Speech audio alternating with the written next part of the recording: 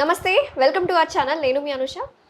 ప్రస్తుతం మారుతున్న కాలం బట్టి అండ్ జీవన శైలిలో మార్పుల కారణంగా చాలా మందిలో నరాల బలహీనత అనే ప్రాబ్లం చూస్తున్నాం. ప్రతి ఒక్కళ్ళు సాఫ్ట్వేర్ జాబ్స్ చేయడం వల్ల, డెస్క్ జాబ్స్ ఎక్కువ అవడం వల్ల, తర్వాత నిద్రపోయే సమయానికి నరాలు లాగేస్తున్నట్టు, కాళ్ళు తిమ్మిర్లు, సూదులతో గుచ్చినట్టు ఇలాంటి కంప్లైంట్స్ అనేవి జనరల్గా వింటున్నాం. దీనికి కారణాలు ఏంటి, అలాగే దీనికి ప్రివెన్షన్స్ ఏంటి, మనం తీసుకున్న డైట్లో ఎలాంటి చేంజెస్ చేసుకోవాలి, ఈ అంశం గురించి మాట్లాడడానికి ప్రస్తుతం మనతో పాటు ఉన్నారు ప్రముఖ న్యాచురోపతి డాక్టర్ షగుప్తా గారు. ఆవిడ మాటల్లోనే అడిగి పూర్తి వివరాలు తెలుసుకుందాం.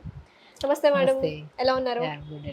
సో నరాల బలహీనత అంటే ఇది అసలు ఎన్ని రకాలుగా ఉంటుందంటారు? కొంతమంది ఏంటంటే మేము ఏదన్నా వస్తువుని పట్టుకోలేకపోతున్నాము, జారిపోతుంది, తిమ్మిర్లు ఉన్నాయి అంటే ఈ కంప్లైంట్స్ ఉంటే నరాల బలహీనత అని చెప్పుకోవచ్చు అంటారా? బేసికల్ ఏంటంటే కొన్ని టైప్స్ ఆఫ్ నరాల బలహీనత ఉన్నాయి. ఇప్పుడు తలనొప్పి రావడము, ఈ నెక్ దగ్గర నర్వ్స్ మొత్తం లాగుతుండడం, చేతి తిమ్మిరి రావడము, చెయ్యి ఇలాగ అంటే మనం ఏదైనా సూదులతో గుచ్చితే ఎలా అనిపిస్తుంది అలా అనిపించడం, ఇలాంటి టైప్ ఆఫ్ నరాల బలహీనత ఉందనుకోండి, అది నర్వ్స్ వీక్నెస్ అయినా ఉండొచ్చు, లేదంటే వెన్నుముక్క అంటే మెడ దగ్గర ఉన్న వెన్నుముక్కలో ఏదైనా ప్రాబ్లం ఉంటుంది, నర్వ్ కంప్రెషన్ కానీ, సర్వైకల్ స్పాండిలైటిస్ కానీ, ఇలాంటి ప్రాబ్లం ఉంటే స్పెషల్లీ హ్యాండ్స్ దగ్గర, షోల్డర్స్ దగ్గర, అండర్ ఆర్మ్స్ కింద నర్వ్స్ అంతా లాగినట్టు, తిమ్మిరి పట్టినట్టు అనిపిస్తూ ఉంటుంది. సో ఈ టైప్ ఆఫ్ వీక్నెసెస్ ఏమైనా ఉన్నాయనుకోండి, అది సర్వైకల్ స్పాండిలైటిస్. అలాంటప్పుడు ఏమైనా ఉంటే మీకు వెళ్ళి నెక్ ఎక్స్రే చేయించుకుంటే బెటర్.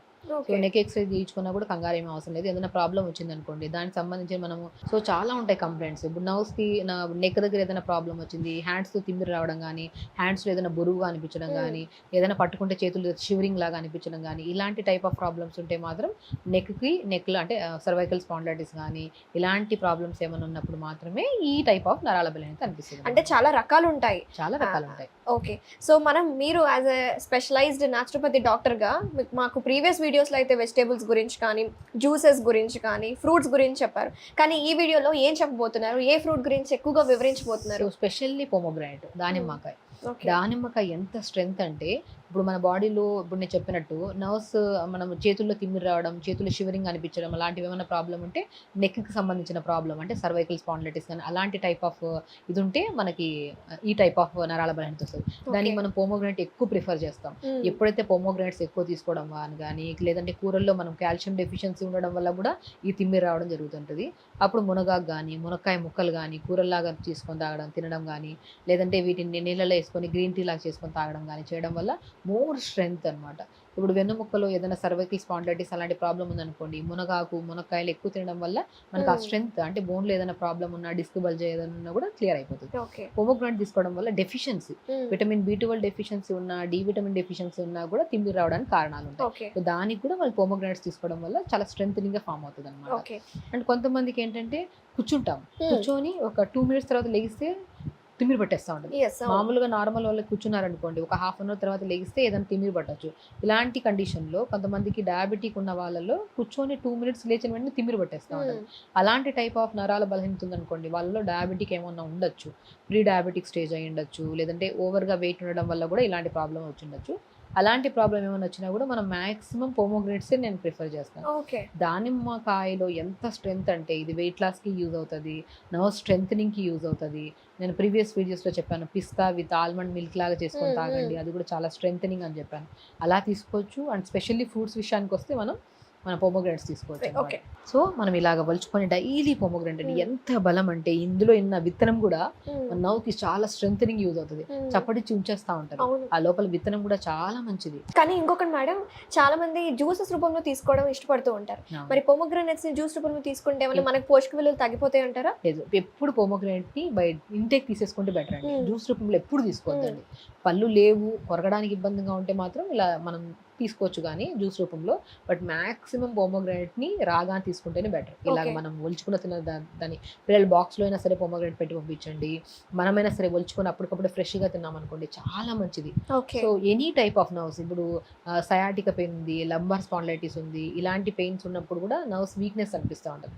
బేసికలీ ఇలాంటి టైప్ ఆఫ్ నర్వ్స్ వీక్నెస్ ఉన్నాయనుకోండి, ఆ కండిషన్లో ఏదో ప్రాబ్లం ఉంది అని దానిస్తాం.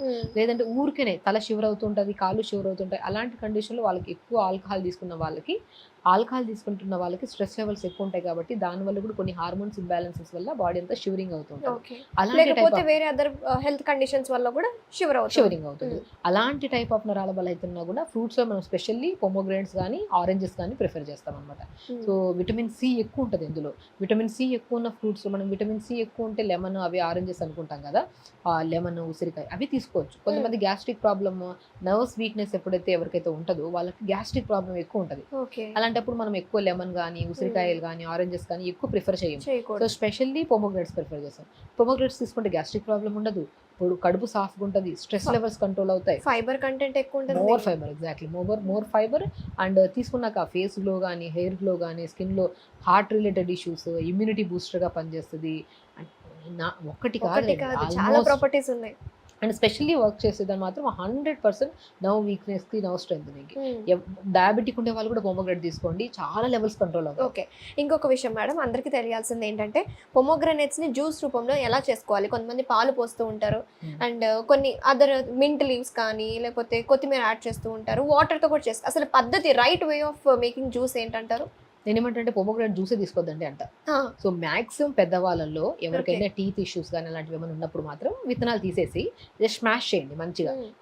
పాలు కలపకండి, ఏమి కలపండి, ఈవెన్ ఇంక్లూడింగ్ మింట్ లీవ్స్ కూడా కలపకండి. ప్లెయిన్గా ప్యూర్ జ్యూస్ దాంట్లో నీళ్ళు వేసి మిక్సీ పెట్టేసి తీసుకునే బదులు డైరెక్ట్ నేను ఏమంటానంటే పొమోగ్రానేట్ తినండి.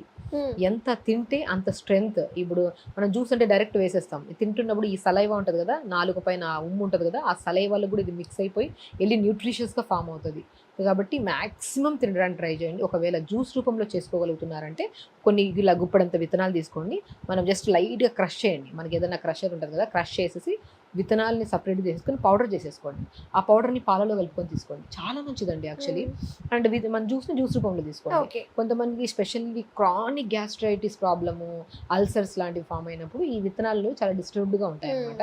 అప్పుడు విత్తనాలని క్రష్ చేసేసి విత్తనాలు సపరేట్ తీసేసుకోండి, ఈ జ్యూస్ని తీసేసుకోండి. ఈ విత్తనాలని క్రష్ ఎండబెట్టేసి పౌడర్ చేసేసుకొని ఆ పౌడర్ని మిల్క్లో ఆవు పాలు కానీ ఆల్మండ్ మిల్క్ కానీ ఒక హాఫ్ స్పూన్ కలుపుకొని తాగండి, చాలా యూస్ఫుల్, చాలా స్ట్రెంత్.